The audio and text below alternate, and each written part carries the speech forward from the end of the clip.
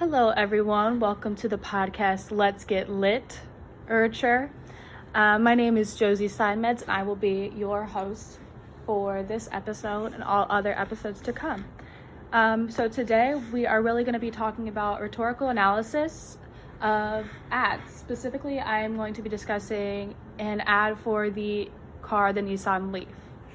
This is called, I would say, the Nissan Leaf Polar Bear ad. It is from around 2011-2012, and in the ad, it begins showing polar ice caps melting and falling into the water, and then it shows a polar bear living in terrible conditions, being very sad, having to live in a more city-like environment, walking down streets, having to drink water from puddles, not being obviously an environment that a polar bear should.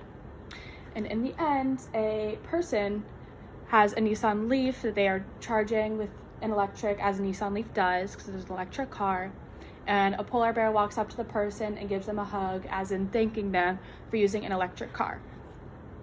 You can understand who the target audience is.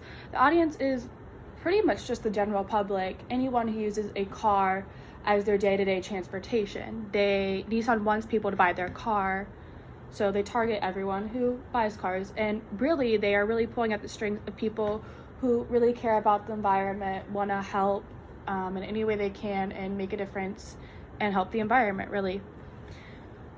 So its main logical appeal is obviously to climate change, the scientific aspects of climate change.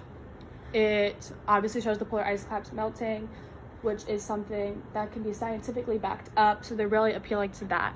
And emotionally, they discuss how they're really pulling at your heartstrings of caring about animals.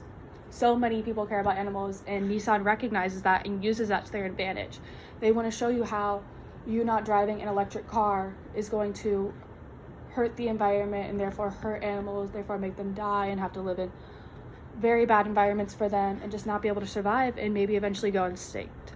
And that's just something Nissan realizes is something that many people care about, and therefore they're going to use that to their advantage. Also, Nissan obviously knows that they are a pretty credible source on discussing cars. They have been making cars for almost 100 years. They've been making cars since 1933, which is quite a long time, and they have had relatively good success, nothing large or very drastically negative said about them. So they are credible in discussing cars because it's what they do, and that is something that obviously appeals to people and makes them want to buy the car even more. And overall, just in general, I would say the ad is actually pretty successful. I mean, the Nissan Leaf is still being made today, still being bought today, and driven today. And I would say the ad itself is even more relevant now than it was when it was made in 2011-2012. Climate change and the environment is such a huge topic today all around the world, and it's so much more relevant today than it was in 2011-2012. It is something that every government and politician is discussing, it has opinion on, because it's something so important to the whole world today. So this ad is even more relevant today and would make people buy the car, I would say, even more today than it did back then, because it is such a hot topic today. So that's really all I have to say about the ad, the Nissan Leaf. I would say it's a really pretty good made ad. Obviously, it has appeals to your emotions, Nissan's credibility as a car maker. It talks about climate change, the logical aspect of it. So it is pretty successful. That's really all I have to say. So I just want to thank you all for listening and tuning in. And again, my name is Josie, and this is the podcast Let's Get Lit, Rhetorical. And so I'll talk to you all next time. Thank you.